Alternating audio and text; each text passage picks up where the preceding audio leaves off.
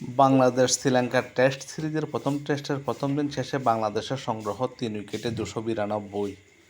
শ্রীলঙ্কার গোলে শুরু হয়েছে বাংলাদেশ শ্রীলঙ্কার ২ ম্যাচ টেস্ট সিরিজের প্রথম টেস্ট ম্যাচ।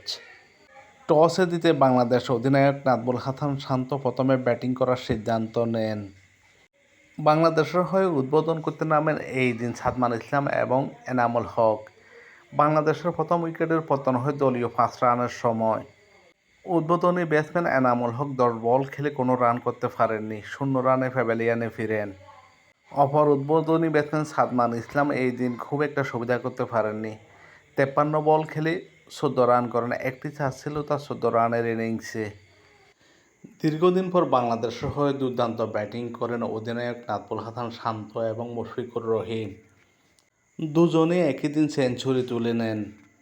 নাজমুল হাসান শান্ত এই দিন দুর্দান্ত ব্যাটিং করেন, ২৬০ বল খেলে ১৩৬ রানের দুর্দান্ত এক ইনিংস খেলেন। ১৪টি চার, একটি ৬ ছিল তার ১৩৬ রানের ইনিংসে। এখনও তিনি অপরাজিত আছেন। এই দিন বাংলাদেশের হয়ে আরেক দুর্দান্ত ইনিংস খেলেন মুশফিকুর রহিম, ১০৫ রান করে অপরাজিত আছেন ১৮৬ বল খেলে। ৫টি চার ছিল তার ১০৫ রানের ইনিংসে। এছাড়া বাংলাদেশের সর্বকালের সেরা টেস্ট ব্যাটসম্যান মমিনুল হক ৩৩ বলে ২৯ রান করেন এই দিন। ৭টি চার ছিল তার ২৯ রানের ইনিংসে। বাংলাদেশ দল ৩ উইকেট হারিয়ে ২৯২ রান করেন। পুরো ৯০ ওভার ব্যাটিং করে বাংলাদেশ। আগামীকাল বাংলাদেশের হয়ে আবারও ব্যাটিং করতে নামবেন ২ সেঞ্চুরিয়ান নাজমুল হাসান শান্ত এবং মুশফিকুর রহিম। বাংলাদেশ ক্রিকেট প্রেমীদের চাওয়া দুজনে ডবল সেঞ্চুরি করুক এবং দলের জন্য ভালো কিছু করুক, এমন প্রত্যাশা নিয়ে আগামীকাল আবারও মাঠে নামবেন ২ সেঞ্চুরিয়ান। এছাড়া বাংলাদেশের বাকি ব্যাটসম্যানরা হলেন লিটন কুমার দাস, জাকের আলী অনিক, তাইজুল ইসলাম, হাসান মাহমুদ, নাহিদ রানা, নাইম হাসান।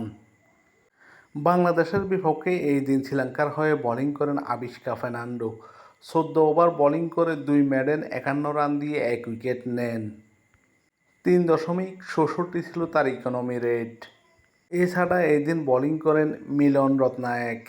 ১২ ওভার বোলিং করে ৩ মেডেন ১৯ রান দিয়ে কোনো উইকেট শিকার করতে পারেননি, তবে ইকোনমিতে খুব ভালো করেছেন তিনি। ১.৫৮ ইকোনমি রেটে বোলিং করেন তিনি। এছাড়া থারেন্দ্র রত্নায়েক ৩২ ওভার বোলিং করে ৩ মেডেন ১২৪ রান দিয়ে ২ উইকেট শিকার করেন। এছাড়া প্রভাত জয়সূরিয়া ২৯ ওভার বোলিং করে ৮৬ রান দিয়ে কোনো উইকেট শিকার করতে পারেননি।